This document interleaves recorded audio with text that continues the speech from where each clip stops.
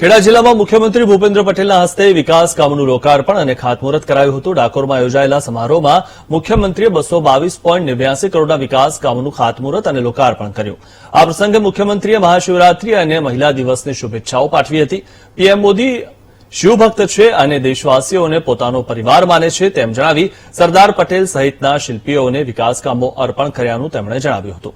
ડાકોરમાં ઓવરબ્રિજનું લોકાર્પણ, નડિયાદને મહાનગરપાલિકાનો દરજ્જો, અમદાવાદ મૌધા ડાકોરને જોડતા હાઈસ્પીડ રોડ બનવાથી અમદાવાદ જવું અને ડાકોર આવવું સરળ બનશે તેમ તેમણે જણાવ્યું હતું। ખેડા જિલ્લાના 12,000 લારીવાળાને 16 કરોડ આપવામાં આવ્યા હોવાનો દાવો પણ તેમણે કર્યો હતો।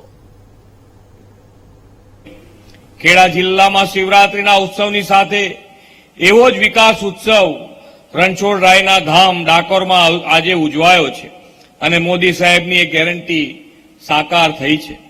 આ જિલ્લાના મુખ્ય મથક નડિયાદને આપણે મહાનગરપાલિકાનો દરજ્જો આપીને આપણે મોદી સાહેબના સ્માર્ટ સસ્ટેનેબલ સિટી ડેવલપમેન્ટના વિચારને નવી દિશા આપી છે।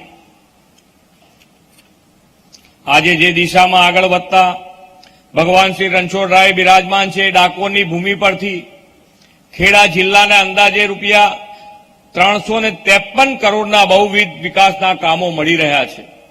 રોડ ડેવલપમેન્ટ, પુલ નિર્માણ, પાણી પુરવઠા, શાળાઓના ક્લાસરૂમ અને ખેડા જિલ્લાની વિવિધ નગરપાલિકાઓમાં વિકાસ કાર્યો, પ્રાથમિક પશુ સારવાર કેન્દ્ર સહિત 33 જેટલા વિકાસ કામોની ભેટ આજે આ જિલ્લાને મળી છે।